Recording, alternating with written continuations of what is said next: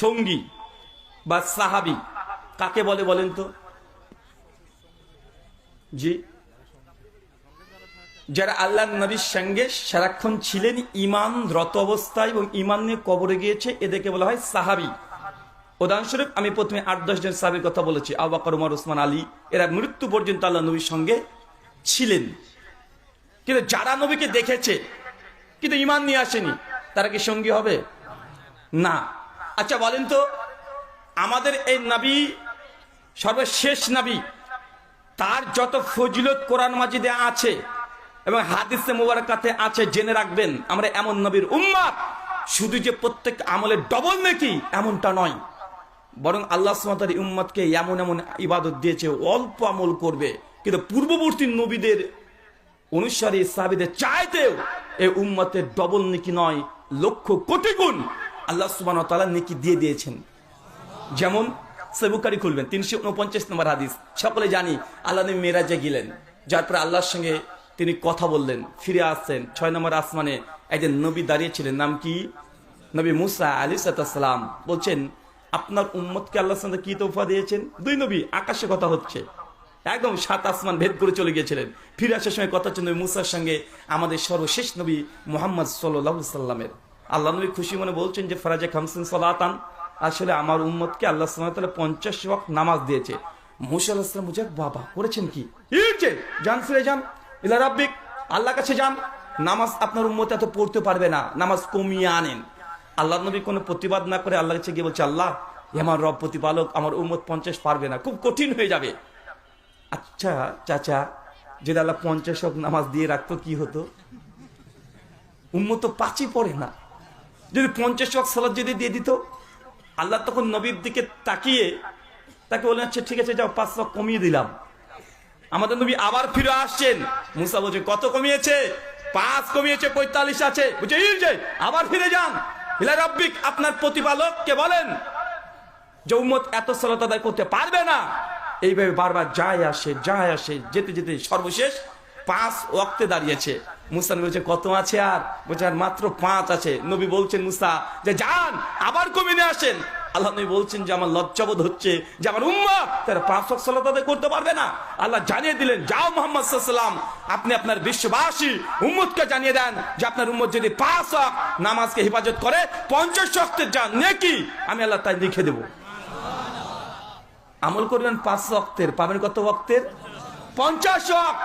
এটা পূর্ববর্তী কোন উম্মতের জন্য ছিল না, এটা শুধুমাত্র আমরা নবী মুহাম্মদ সাল্লাল্লাহু আলাইহি ওয়াসাল্লামের সর্বশেষ এসেছি, তাকে না দেখে এত ধৈর্য ধারণ করে 1400 বছর আগে নবী চলে গেছে, তারপরেও তাকে ভালোবাসেন, সম্মান করেন, শ্রদ্ধা করেন। তাই 5 ওয়াক্ত নামাজ পড়লে 50 ওয়াক্তের নেকি আপনি পাবেন। এটা উম্মতে মুহাম্মাদের জন্য খাস, এটা ফজিলত। অন্য কোন সাহাবী, নবী সাহাবীরা এই ফজিলত পায় নাই। আমরা কত সৌভাগ্যবান দেখেন তো, কত সৌভাগ্যবান আমরা। আল্লাহ কোরআনুল কারীমে বলছেন, সূরা আলী ইমরান সূরা 3 আয়াত নম্বর 10, মাশহুর কোরআনের আয়াত, কুনতুম খায়রা উম্মাতিন উখরিজাত লিন-নাস। আল্লাহ কোরআনে জানিয়ে দিয়েছে, হে নবী, আপনি যেমন শ্রেষ্ঠ নবী, তদ্রূপ আপনার উম্মতও খায়রা উম্মাহ, সর্বশ্রেষ্ঠ জাতি। নবী যেমন সর্বশ্রেষ্ঠ, তার উম্মত কি সর্বশ্রেষ্ঠ হবে না? কথা বলেন। আপনাদের বাংলাদেশের সবচেয়ে যদি ভালো কোনো মাদ্রাসা হয়, ভালো মাদ্রাসা যখনই হবে দেখবেন ওখানে ভালো শিক্ষকও থাকে, আর ভালো শিক্ষক যদি থাকে ভালো ছাত্র সেটা থাকে কি থাকে না? তো নবী যদি শ্রেষ্ঠ হবে, উম্মত কি কোনো খারাপ হতে পারে না? উম্মতরা শ্রেষ্ঠ হবে, উম্মত শ্রেষ্ঠ। একাধিক হাদিস যেটা প্রমাণিত আছে। এখন আপনি বুঝতে পারেননি আপনার মাকাম কোথায়, আপনি কাকে নবী পেয়েছেন। অন্যান্য নবীর চাইতে আমাদের নবীর মর্যাদা, মাকাম, আজমত, ফজিলত আকাশচুম্বী, আপনি তুলনায় করতে পারবেন না। আল্লাহ নবী বলছেন, সহিহ বুখারী হাদিস নম্বর 4380, বলছে যখন কিয়ামত সংগঠিত হয়ে যাবে, সবাইকে জীবন্ত তোলা হবে। প্রত্যেক নবী কবর ফেটে উঠে পড়বে উপরে। প্রথম যিনি উঠবেন তিনি হচ্ছেন মুহাম্মদ সাল্লাল্লাহু আলাইহি সাল্লাম। তিনি প্রথম উঠবেন। সমস্ত নবী তার পেছনে থাকবে তার নিজ নিজ ডিসাইপল, সাহাবী, সঙ্গী। আল্লাহ বলছেন যে আমার সামনে অসংখ্য নবীদেরকে দেখবো, আর তাদের সঙ্গে সঙ্গে তাদের উম্মতকেও দেখবো। কিছু দেখছি যে কিছু নবীর সঙ্গে 2 জন আছে, কিছু নবীর সঙ্গে 1 জন আছে, আর কিছু নবীর সঙ্গে কেউ নেই। তার মানে নবী দাওয়াত দিয়েছে কিন্তু তার দাওয়াতে গ্রহণ করেনি। আল্লাহ বলছেন সেই দিন আমি সবচেয়ে বেশি গর্ববোধ করব, কেননা কিয়ামতের ময়দানে পৃথিবীতে যত নবী এসেছে সবার চাইতে আমার উম্মতের সংখ্যা সবচেয়ে বেশি হবে। এটা হচ্ছে উম্মতের মর্যাদা। কার মর্যাদা? এটা উম্মতের মর্যাদা। সবচেয়ে বেশি আমরা হব। সেই মুসলিমের হাদিস হচ্ছে গোটা জান্নাতীরা যত হবে তার কিছু কিছু হাদিস আছে 1/3, আর কিছু কিছু হাদিসে আসছে অর্ধেক শুধু উম্মতে মুহাম্মদই থাকবে। চিন্তা করতে পারছেন? মুসনাদ আহমদ হাদিস 4275। এটা হচ্ছে আমাদের ফজিলত। আল্লাহ, আমরা যারা এখানে অবস্থান করছি আমাদের প্রত্যেকে তুমি জান্নাতের মেহমান হিসেবে কবুল করি না, আমিন আমিন। নবীকে আমরা দেখিনি তো কি হয়েছে? নবীর এই শব্দগুলো, কথাগুলো, বাক্যগুলো হৃদয়ে ঈমান জাগ্রত করে দেয় কি দেয় না? জাগ্রত করে দেয়। মুসনাদ আহমদের আরেকটা সুন্দর চমৎকার হাদিস আমাদের জন্য, আপনাদের জন্য আল্লাহ নবী বলছেন, কিয়ামতের মাঠে প্রত্যেক নবী যখন তার উম্মতকে নিয়ে দাঁড়াবে, সবাই দাঁড়াবে, কিন্তু উম্মতে মুহাম্মাদি জন্য একজন ফেরেশতা আহ্বান করবে, কোথায় উম্মতে মুহাম্মাদি? কোথায় আহম্মদ? তোমার দল কোথায়? তখন আল্লাহ নবী বলছেন যে আল্লাহ সুবহানাহু ওয়া তাআলা সেই সীমাতে আমার উম্মতের এই কপালে নূর, মানে লাইট, একদম গোটা, মানে এই কপালে এমন নূরের লাইট করে দিবে, সবাই তাকিয়ে বুঝতে পারবে এটা মুহাম্মদ সাল্লাল্লাহু আলাইহি সাল্লামের উম্মত। কারণ এই উম্মতকে ওযুর বিধান দিয়েছে যে যত বেশি ওযু করবে তার কপাল কিয়ামতের মাঠে তত চকচক করবে। চিন্তা করতে পারছেন আপনি? সেই সময় সেই সিচুয়েশন দেখবেন আপনি যারা মানে ডিফেন্সের চাকরি করতে গিয়েছিলেন, বা দেখবেন একসঙ্গে দেখবেন কোন জায়গাতে যদি আপনি একটা জায়গাতে যান, হাজার হাজার লাখ লাখ মানুষ যেখানে জনসংখ্যা এসেছে, বড় বড় সম্মেলনে যাবেন, যদি স্টেজ থেকে ডেকে বলা হয়, যদি স্টেজ থেকে কিছু মানুষকে যদি ডাকে, এই আপনাদের পঞ্চগড়ের এটা কি জায়গার নাম বলেন, পার্বতীপুরের অমুক গ্রামের কে কে আছে একটু বলো তো, বা নিজেকে একটু গর্ববোধ মনে হয় না? এটা ভালো লাগে না? ফিল হয় না? তো কিয়ামতের মাঠে সমস্ত নবী তার উম্মতকে নিয়ে দাঁড়িয়ে থাকবে, স্পেশাল ভাবে আল্লাহ সুবহানাহু ওয়া তাআলা ফেরেশতাদেরকে ডাক দেবেন, বলো কোথায় আছে আমার সর্বশেষ নবীর উম্মত, আর সঙ্গে সঙ্গে তাদের গোটা চেহারাতে নূরের ঝলক দিবে, সবার চেয়ে পার্থক্য আপনার হয়ে যাবে। আল্লাহ নবী বলছেন সহিহ বুখারী হাদিস 7211 যে আমার উম্মত এত মর্যাদাবান হবে সে কিয়ামতের মাঠে যে বিনা হিসাবে 70,000 মানুষকে আল্লাহ সুবহানাহু ওয়া তাআলা জান্নাতে দিয়ে দিবেন। মুসনাদ আহমদে বর্ণনা আছে 7 লক্ষ মানুষকে। এটা আমি যে ফজিলতগুলো বললাম না, এই ফজিলতগুলো নবী মুসার অনুসারীরা পাবে না, নবী ঈসা আলাইহিস সালামের অনুসারীরা পাবে না, দাউদ, সুলাইমান, ঈসা, ইউনুস, ইউসুফ, ইয়াকুব কেউ পাবে না।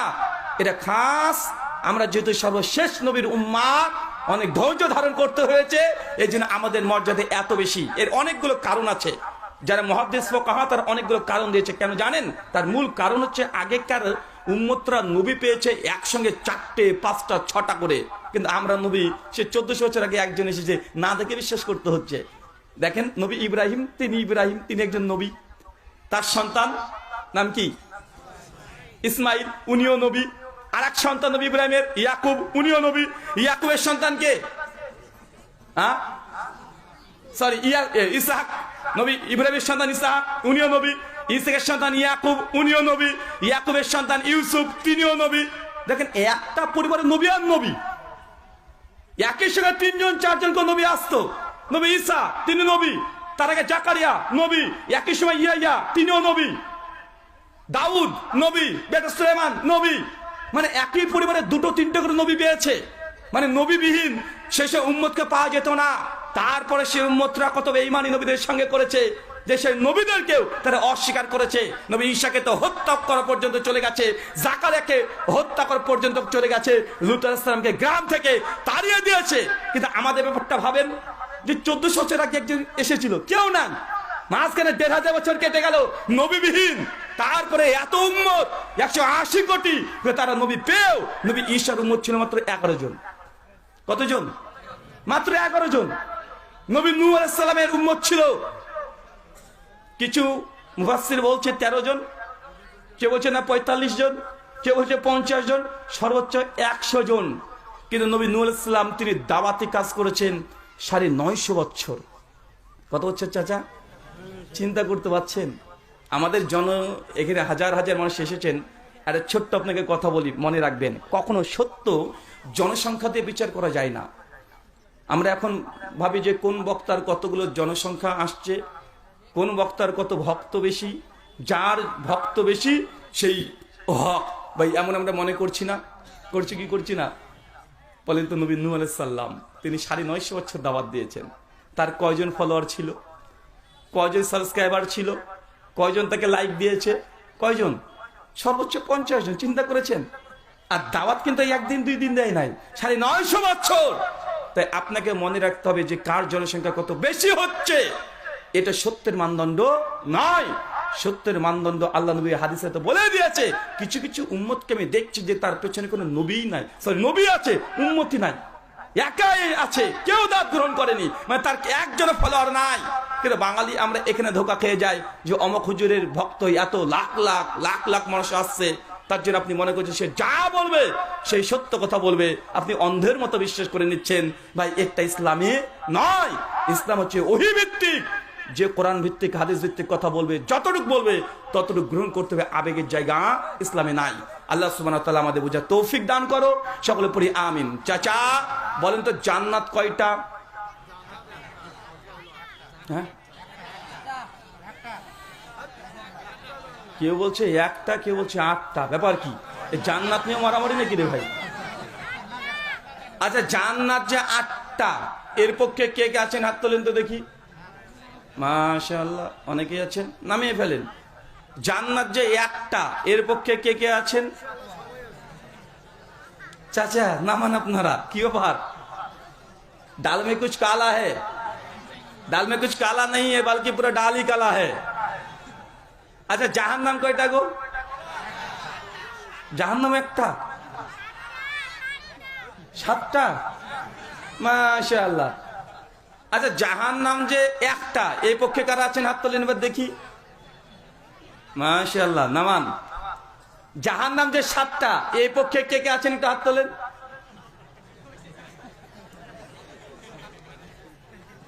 মাশাআল্লাহ। আর বাকি যারা হাত তোলেন তারা কারা? নির্দল, হ্যাঁ, নিরপেক্ষ বলে কিছু নেই ভাই। একটা যে হক পক্ষ, একটা হচ্ছে বাতিল পক্ষ। কথা বুঝতে পারলেন? একটা হাক্কুল জাল হাক্কু ওয়া যাহাকাল বাতিল। সূরা বনী ইসরাঈল আয়াত নম্বর 81 বলে সত্য আসিয়াছে, মিথ্যা বিলুপ্ত হইয়াছে। কেন? মিথ্যা তো বিলুপ্ত হওয়ারই জন্য। ইসলামের নিরপেক্ষতা বলে কিছু নেই, হয় সত্য হবে নচেত মিথ্যা হবে। যাই হোক, তারপরে আমরা বুঝতে পারলাম কেউ বলছে জান্নাত 7টা, কেউ বলছে জান্নাত 8টা, কেউ বলছে একটা। মূল কথা চাচা, জান্নাত একটা। কয়টা? জাহান্নাম কয়টা? একটা। তাহলে হুজুররা বলে যে, হুজুররা আসলে কিভাবে যে বলেছে আপনি হয় বুঝেননি বা হুজুর নিজে বুঝেনি। আচ্ছা জান্নাত একটা, কিন্তু জান্নাতের বাব, দরজা, গেট এটা হচ্ছে 8টা। কি বললাম বলেন তো চাচা? জান্নাত একটা, জান্নাতের দরজা গেট কয়টা? 8টা। জাহান্নাম একটা, জাহান্নামের দরজা 7টা। যে যেমন আমল করেছে তাকে সেই জাহান্নামের গেট দিয়ে ঢোকানো হবে। যে যত নেক আমল করেছে, জান্নাতের দরজার এক একটা নাম আছে। যে একটা দরজার নাম রায়্যান, যে সব চাইতে বেশি রোজা পালন করবে, নফল রোজা আমলে যার সবচেয়ে বেশি থাকবে, কিয়ামতের মাঠে ফেরেশতারা ডাকবে যে কে আছে সিয়াম পালনকারী, আজকে এই দরজাতে ঢুকে পড়ো। যে বেশি দান করেছে তার জন্য স্পেশাল একটা দরজা থাকবে। মানে যে যত বেশি ইবাদত করেছে তার জন্য স্পেশাল গেট থেকে তাকে আহ্বান করা হবে, ডাকা হবে। আচ্ছা চাচা আর একটা প্রশ্ন করি, বলেন তো জান্নাতে 10খানা প্রাণী জান্নাতে প্রবেশ করবে, সে প্রাণীগুলোর নাম কি? হ্যাঁ, একজন চাচা বলেছে আসহাবে কাহাফের কুত্তা। আর বলে জানেন না আপনারা? হ্যাঁ, সালেহ আলাইহিস সালামের উটনি। আচ্ছা নাকাতুল্লাহ, আল্লাহর উটনি। আচ্ছা আর নবী সুলাইমানের হুদহুদ পাখি। মাশাআল্লাহ, 3টে তো হয়ে গেল।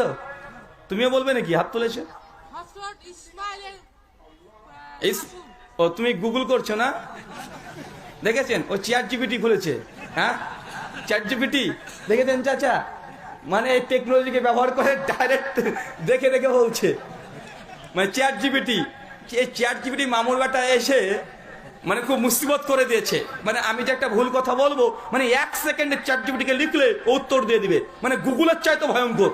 মানে গুগলে যদি কোনো কিছু সার্চ করেন কয়েকশো আপনাকে আর্টিকেল শো করবে, কোনটা সঠিক উত্তর আপনাকে নিজেকে বেছে নিতে হয়। কিন্তু চ্যাট জিপিটি কি, মানে যেটা প্রশ্ন করবেন স্পেসিফিক ওটাই একদম উইথ রেফারেন্স সহ ও অ্যান্সার করে দেয়। তখন ও বলছে তুমি কি বলেছো, নবী ইসমাইল আলাইহিস সালামের সে দুম্বাটা, তাই তো, মানে যেটা জবাই করার জন্য নিয়ে যাওয়া হয়েছে। আচ্ছা 4টে হলো, আর 5 নাম্বার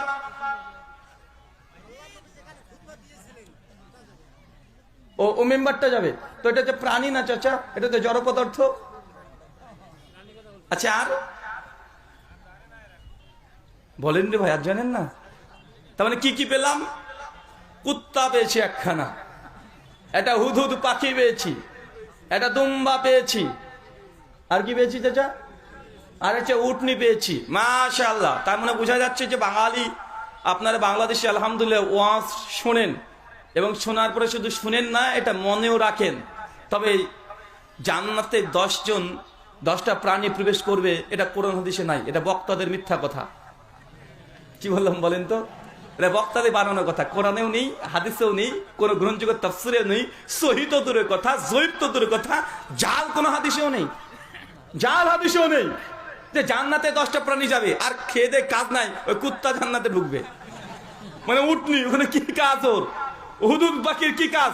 না, জান্নাতে যে এই প্রাণীগুলো প্রবেশ করবে 10টা প্রাণী এই নবীদের সঙ্গে আছে, এটা বক্তারা রস জমানোর জন্য, মসজিদকে ধরে রাখার জন্য এইসব গল্পগুলো আপনার সামনে বলা হয়েছে।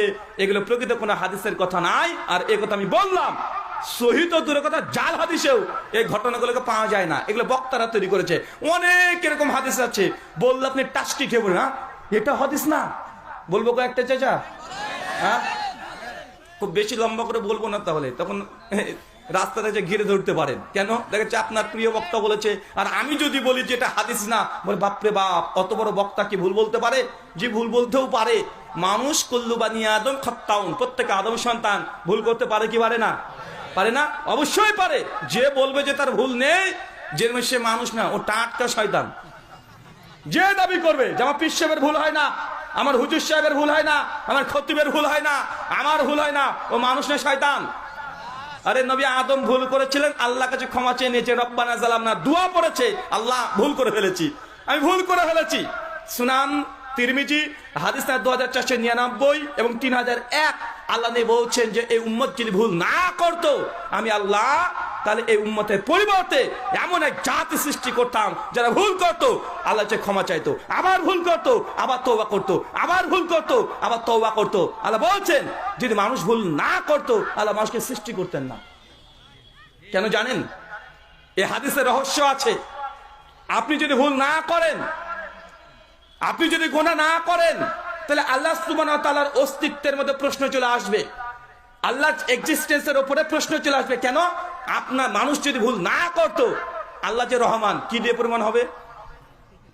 আল্লাহ যে রহিম প্রমাণ করবেন কিভাবে? আপনি তো ভুলই করেন না, তাহলে কার উপরে রহম করবে? আল্লাহ যে তওয়াবুর রহিম, তিনি তওবাকারীকে পছন্দ করে। তা আপনি যদি ভুল না করেন, তওবার অস্তিত্ব থাকবে। আর তওবার অস্তিত্ব না থাকলে আল্লাহ যে রহমান, তিনি রাহিম, তিনি করিম, এই শব্দগুলো, এই গুণগুলো, এই বৈশিষ্ট্যগুলো আল্লাহর সঙ্গে তখন যাবে না। কারণ যে গুনাহ করবে না, আল্লাহ রহম কোন দিক দিয়ে করবে? কথা বুঝতে পারলেন? তার জন্য মানুষ ভুল করবে, মানুষ গুনাহ করবে, তবে গুনাহ দিয়ে একজন মানুষ জাহান্নামে যাবে না।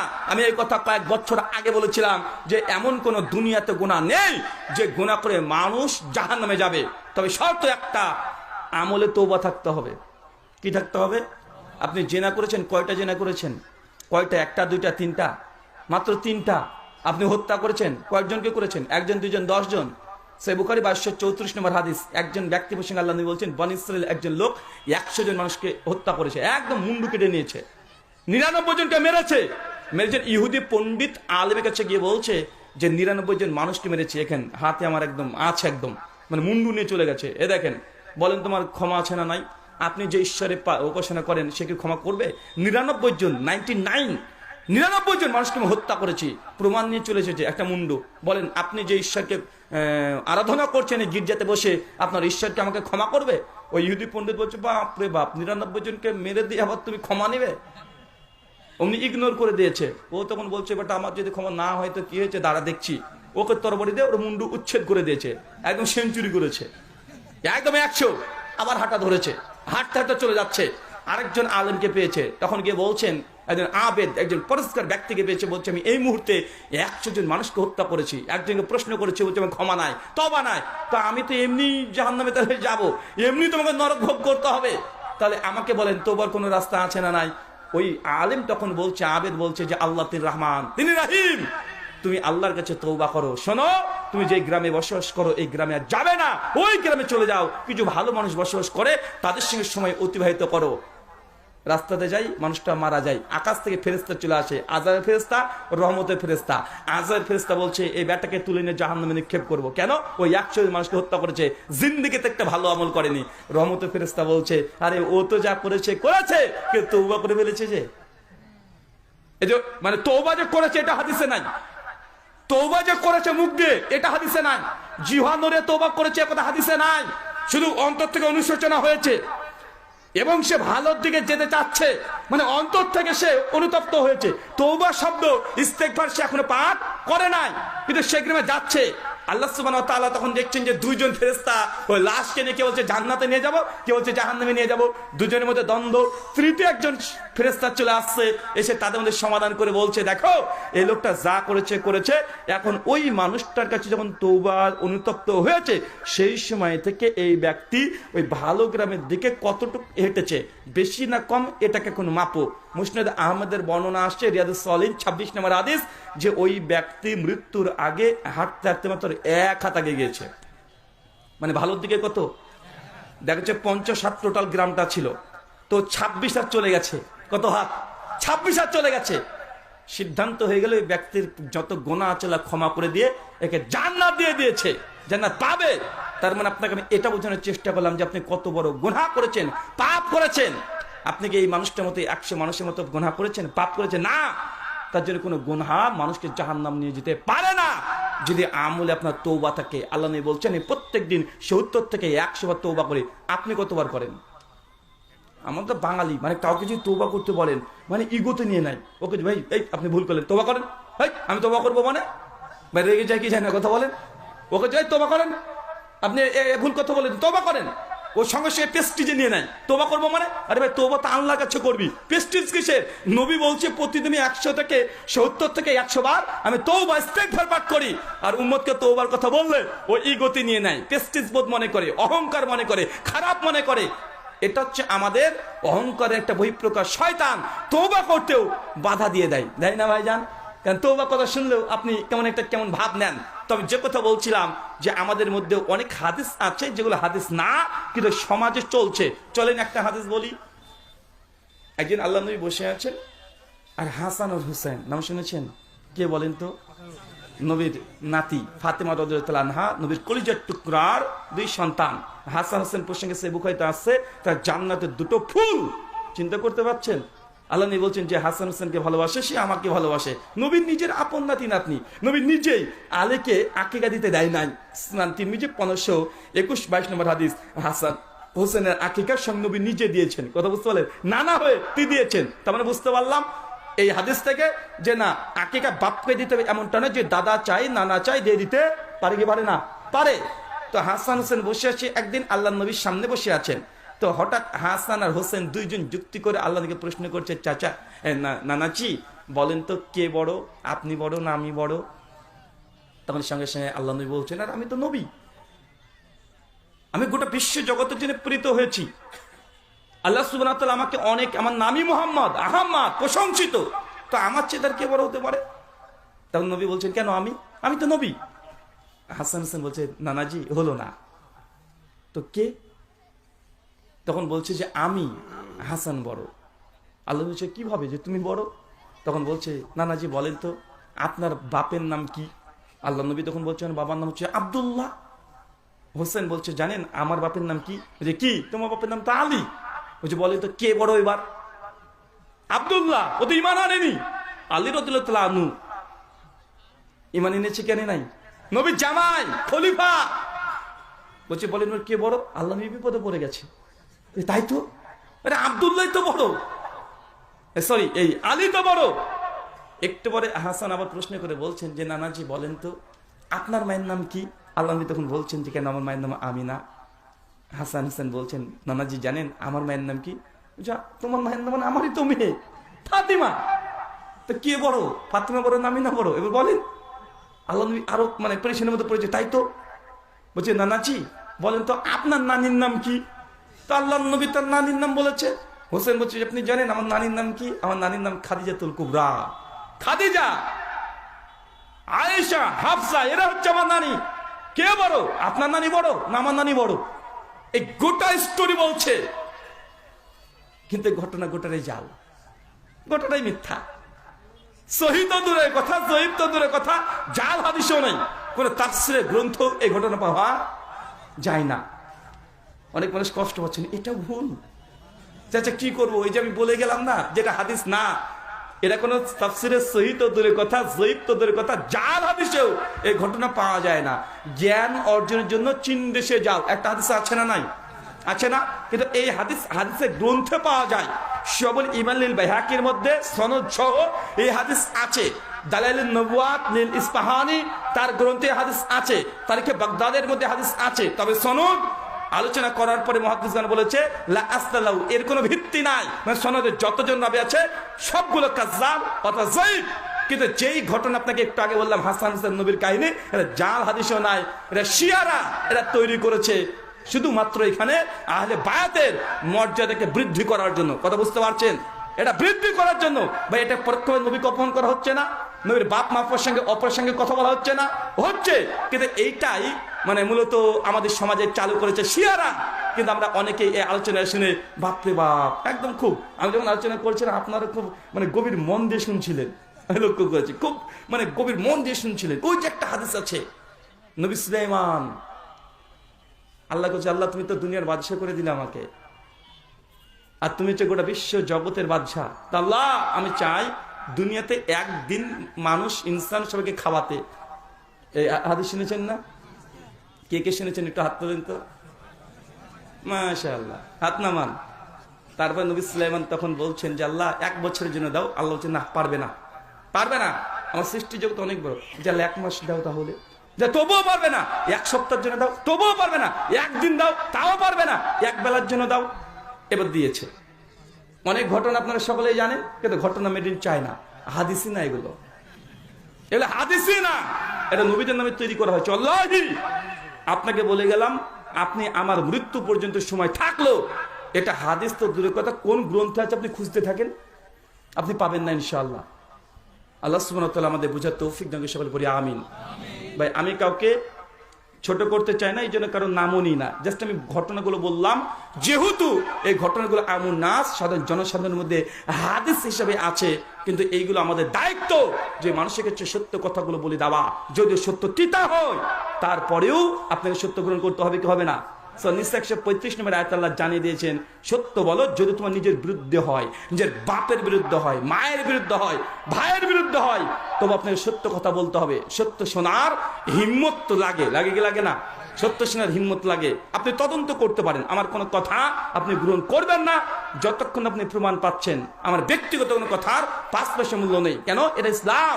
ব্যক্তিগত একটা কথা এখানে বলা যায় না। ওমা ইয়ান্তিকু আনিল হাওয়া ইন হুয়া ইল্লা ওয়াহয়ুহা। আমার নবী যে তরফ থেকে কোনো কথাই বলে না, আমি আল্লাহ যা ওহী অবতীর্ণ করি নবী আমার তাই বলে দেয়। আল্লাহ নবীও ব্যক্তিগত কোনো কথা বলতেন না। সূরা নাজম 53 আয়াত 3 এবং 4, সুম্মা লাকাতানা মিনহু বিল ওয়াতিন। আমার নবীর যদি কোনো কথা আমার নামে বানিয়ে বলে দিত, আমি আল্লাহ তার দক্ষিণ হস্তকে ধরে ফেলতাম, তার কণ্ঠস্বরকে ছিন্ন করে ফেলতাম। সূরা হাক্কা আয়াত 40 থেকে 46 আল্লাহ কি বলছেন বুঝতে পারছেন? যে আমার নবীও যদি, আমি আল্লাহ যে কথা বলিনি, নবী যদি বানিয়ে বানিয়ে তোমাদের বলতো, আমি আল্লাহ নবীকেও ছাড় দিতাম না, তার এই হাতটাকে ধরে তার কণ্ঠস্বরকে ছিন্ন করে ফেলতাম। নবীকে যদি আল্লাহ এত বড় ধমক দিতে পারে, আমাদের বক্তার কি মূল্য আছে? সহিহ বুখারী কিতাবুল ইলম হাদিস নম্বর 109 আল্লাহ বলছেন মানে কাযযাবা আলাইয়া মুতাআম্মাদান, কোন বক্তা যদি এমন কোন হাদিস বলে যে হাদিস নবী বলেনি, তো নবীর নামে বলে দিল, মাকাদু মিনান নার, সে বক্তা থাকার জায়গায় জাহান্নাম, যত বড় বক্তা হোক না কেন। তাই বক্তাদের এই জায়গাটা না খুব কঠিন জায়গা, কারণ এই দায়িত্ব হচ্ছে নবীদের ছিল, খুব ভয়ঙ্কর জায়গা, কঠিন জায়গা। একটু 19-20 যদি হয়ে যায়, হয় আপনি দুনিয়া পাবেন, আর দুনিয়া পেতে গেলে আখিরাত হারিয়ে যাবে। কারণ আপনাদের এখানে মস্তিষ্কে ধরে রাখার জন্য চমৎকার চমৎকার গল্প যদি আমি সুর দিয়ে বলি, গজল দিয়ে বলি, মানুষ জনসংখ্যা আরো বেশি হবে। কিন্তু যখনই আপনার সামনে কিছু স্পষ্ট কথা বলবো, তখন আমার বিরুদ্ধে আপনি দাঁড়িয়ে যাবেন। দাঁড়াবেন কি দাঁড়াবেন না? দাঁড়াবেন। আর আমি তো তোর কথা, শ্রেষ্ঠ নবী মুহাম্মদ সাল্লাল্লাহু আলাইহি ওয়াসাল্লামের বিরুদ্ধে মানুষ চলে এসেছে, ঈসা নবীর বিরুদ্ধে মানুষ চলে গেছে, ইব্রাহিমের বিরুদ্ধে চলে গেছে। এমন কোন নবী রাসূল নাই যার বিরুদ্ধে তার উম্মতরা পেছনে লাগে নাই। লেগেছে না ভাইজান? সবার। আল্লাহ সুবহানাহু ওয়া তাআলা তোমাদের বুঝার তৌফিক দান করে, সকলে বলি আমিন।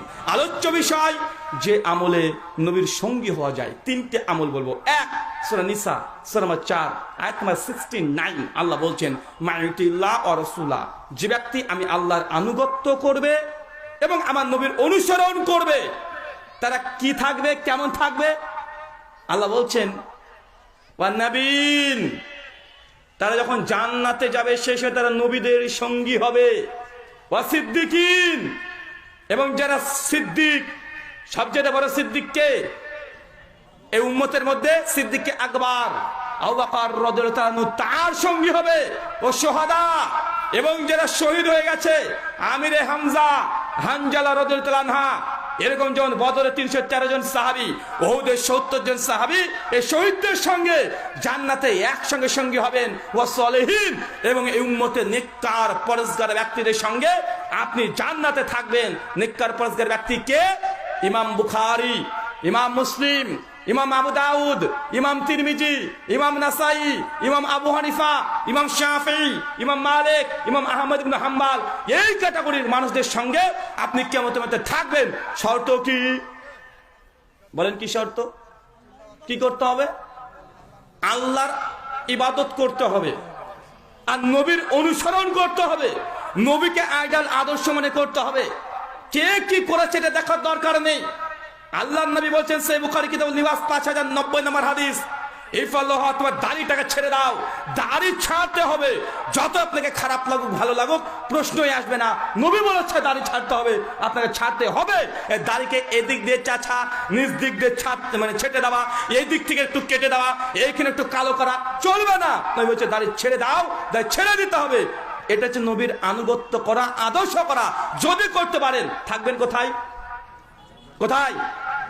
আসলে জান্নাত বলে মনে ভালো লাগছে না, জান্নাত তো হবে কিন্তু নবীর সঙ্গে জান্নাতে। দেখছেন নবীর ঘরে এটা, পাশের ঘর আপনার, মানে আপনি প্রতিবেশী। চিন্তা করতে পারছেন যে নবীর প্রতিবেশী এই উম্মতের মধ্যে ছিল। আল্লাহ নবীর ঘর এটা, পাশে আবু বকরের ঘর, ওই পাশে আলীর ঘর, এই পাশে ওসমানের ঘর। ছিল কি ছিল না কথা বলে? তো জান্নাতে এখন আপনার সুযোগ আছে। আমি দুনিয়াতে নবীর সঙ্গে হতে পারিনি, তো কি হয়েছে? নবী এমন কিছু আমলের কথা বলে গেছে যে আমলগুলো করলে আপনি নবীর প্রতিবেশী হিসাবে আপনি থাকবেন ইনশাল্লাহ। নবীর সুন্নাত পালন করবো তো না? বলবেন সব ছোটখাটো সুন্নাত নিয়ে শুধু খেচাখেচি করে।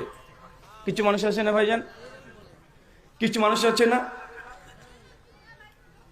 কিছু মানুষ আছে তারা বলে ছোটখাটো বিষয় নিয়ে তোমরা একটা কথা বলে কেন? কে নাভির নিচে হাত বাঁধলো, কে বুকের উপরে বাঁধলো, এইসব আলোচনা কেন হবে? হাত ছেড়ে দিলে কি নামাজ হয় না? আরে রফদের না করলে কি নামাজ হবে না? আর জোরে কেন আমিন, জোরে কেন আমিন বলতে হবে? এই ভাই 8 টাকা তারাবে না 20 টাকা কেন এই নিয়ে ঝামেলা হবে? ভাই সমাজে আছে না নাই? আছে। মনে রাখবেন আল্লাহ নবীর কোন সুন্নাতকে ছোটখাটো বলার হিম্মত, সাহস কোন মুসলমানের বাচ্চা যেন না দেখায়। আর নবীর সুন্নাত ছোটখাটো মানে তোমার বাপের সুন্নাত নাকি? এটা দিন, এটা ইসলাম। নবীর কোন সুন্নাতকে আপনি ছোটখাটো বললে নবীকে পরোক্ষভাবে অপমান করা হয়, আর নবীকে অপমান করে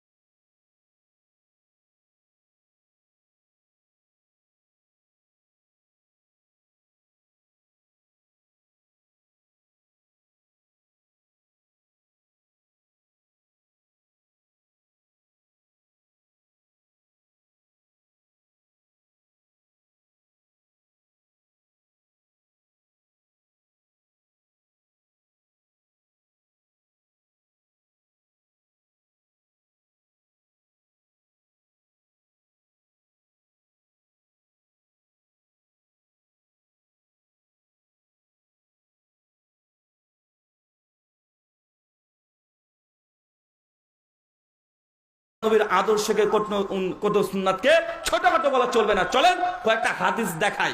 সুনান আবু দাউদ হাদিস নাম্বার 755, আব্দুল্লাহ ইবনে মাসউদ রাদিয়াল্লাহু তাআলা আনহু, বিখ্যাত সাহাবী, 32 হিজরিতে জঙ্গে জামালের যুদ্ধের পর তিনি শহীদ হয়েছেন।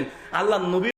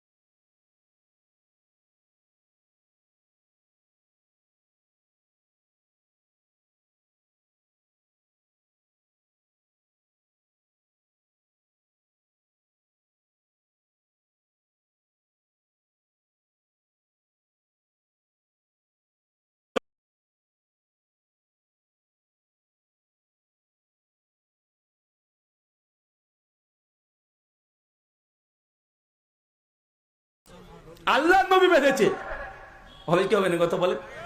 ভাই কে বেঁধেছে আমার দরকার নেই, আল্লাহ নবী বেঁধেছে তাই ভাই আমি বাঁধি। একজন হানাফি ভাইয়ের উত্তর কি হবে? ইমাম আবু হানিফা বাঁধতে বলেছে বা বেঁধেছে তাই বাঁধি। তো আমাদের হানাফি ভাইরা কার আনুগত্য করলো দুনিয়াতে? আবু হানিফা রাহিমাহুল্লাহ কার আদর্শকে গ্রহণ করেছে? আবু হানিফা রাহিমাহুল্লাহ আদর্শকে গ্রহণ করেছে। তো জান্নাত, আমি বলি না যে মাযহাবেরা জাহান্নামে যাবে, জান্নাতে গেলেও কার সঙ্গে জান্নাত হবে?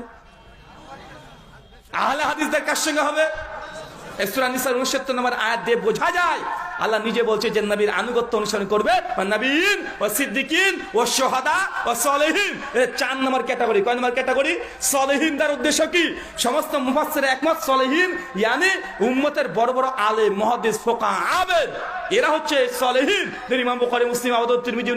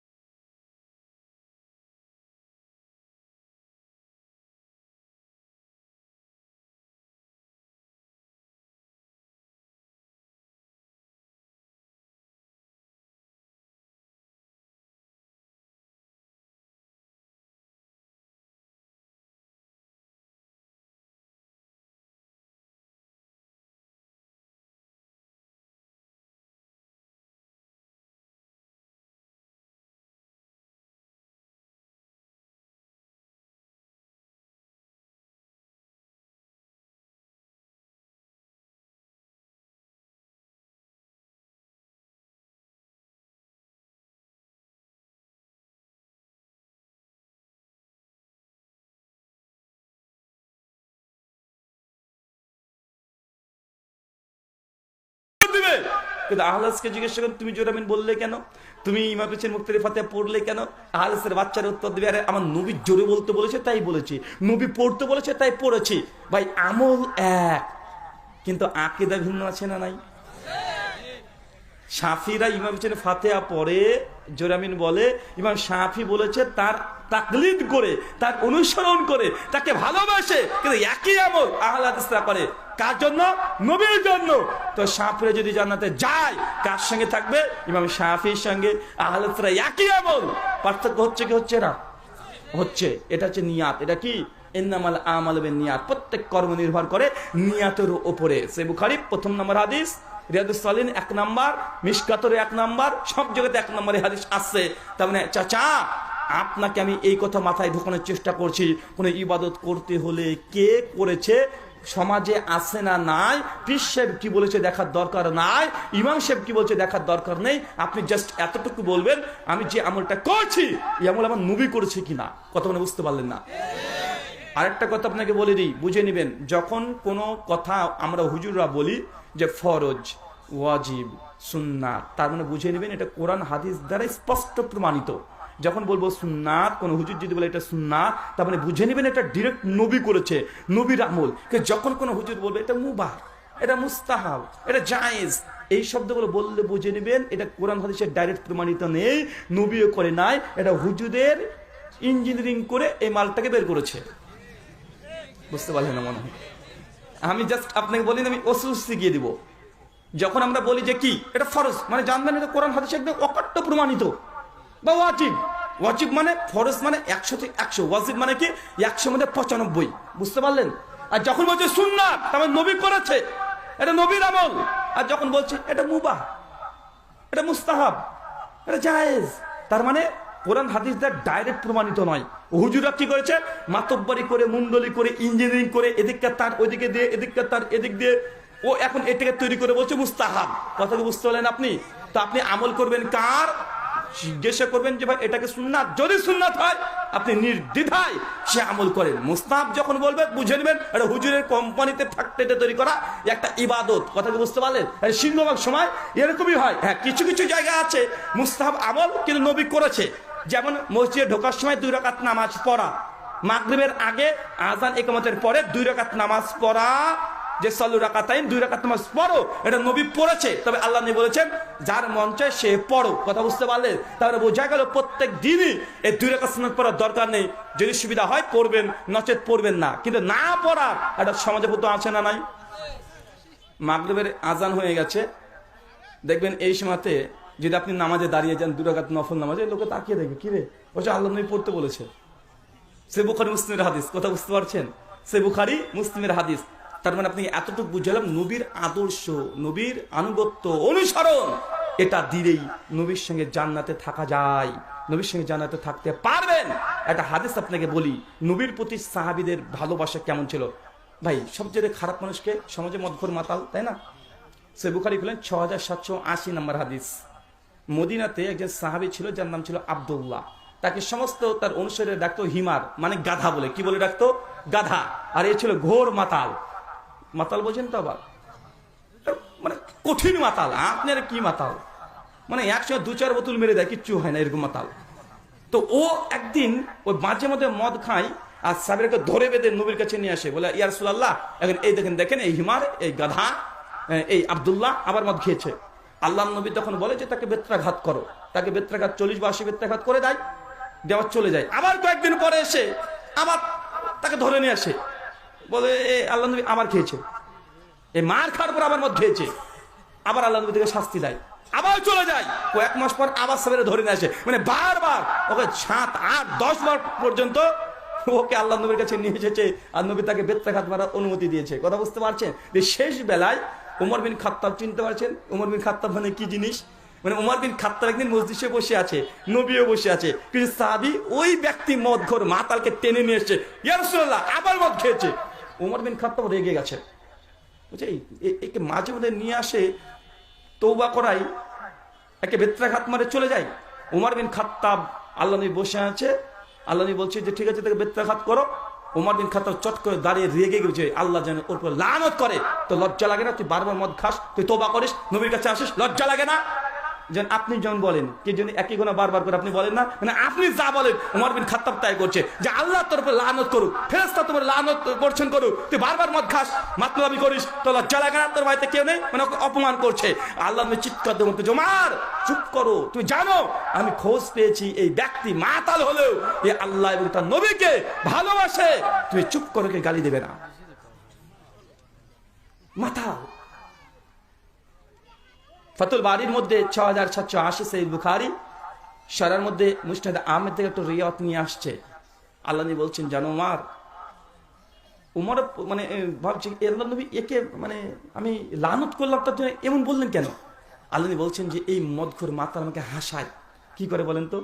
ওই যে আমি যখন মন আমার যখন ভারী থাকে, কষ্ট পাই কোনো কারণে, তখন আমাকে সে হাসায়। সাবির বলছে, রাসূলুল্লাহ কিভাবে হাসায়?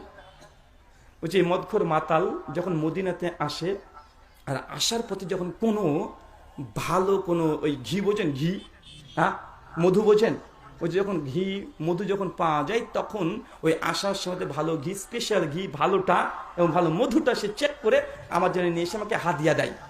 আমি হাদিয়া তার কাছ থেকে নিই। কথা বুঝতে পারলেন? তো এইভাবে আল্লাহ নবীকে মাঝে মাঝে সে ঘি দেয় আর মধু দেয় ভালো ভালো। তা হাসার কি হলো কেন? কিছুই না, হাসার কথা এবার আসছে। তো যখন সে মধু আর ঘি নিয়ে এসে, রাসূলুল্লাহ আপনার জন্য এখনই এখানে ভালো ঘি নিয়ে এসছে, মধু নিয়ে এসছে, আপনি খান, হাদিয়া গ্রহণ করেন। রাসূলুল্লাহ গ্রহণ করেন। তো আল্লাহ নবী নিয়ে সেটা খেয়ে দেখে, আলহামদুলিল্লাহ টেস্ট, আল্লাহ নবী খুশি হয়। একটু পর তার পেছন পেছন পেছন পেছন দোকানদার তেড়ে চলে আসে। বুঝতে পারলেন না মনে হয়? মানে দোকানদার পেছনে চলে এসেছে, বলছে এই তুমি মধু এসে তুমি টাকা দিলে না, পালিয়ে আসলে। মানে ও দোকান থেকে নিয়ে পালিয়ে এসছে, টাকা দেয় নাই। তখন আল্লাহ নবীকে যখন খাওয়া হয়ে গেছে, তখন ওই মাতাল তখন বলছে, ইয়া রাসূলুল্লাহ ওনাকে টাকাটা দিয়ে দেন, টাকা দিয়ে দেন। আল্লাহ নবী, তোমাকে হাদিয়া দিলে না? যে হাদিয়া তো দিয়েছি, তো তুমি টাকা দিতে বলছো যে? আল্লাহ রাসূল কি করব, আমার কাছে টাকা নাই, কিন্তু আমি যে আপনাকে ভালোবাসি, আমি চাই আমার রাসূল সব চাইতে ভালো মধু খাবে, ভালো ঘি খাবে, কিন্তু আমার সামর্থ্য নাই যে তার টাকা দেওয়ার। আল্লাহ নবী টাকাটা দিয়ে দেন।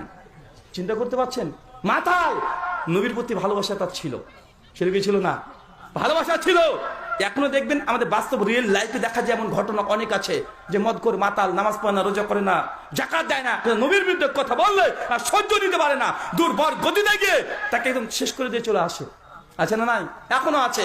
আল্লাহ সুবহানাহু ওয়া তাআলা এমন জজবা, নবীর প্রতি প্রেম ভালোবাসা আমাদের হৃদয়, আমাদের অন্তরে জাগিয়ে দেওয়া। সকলে বলি আমিন।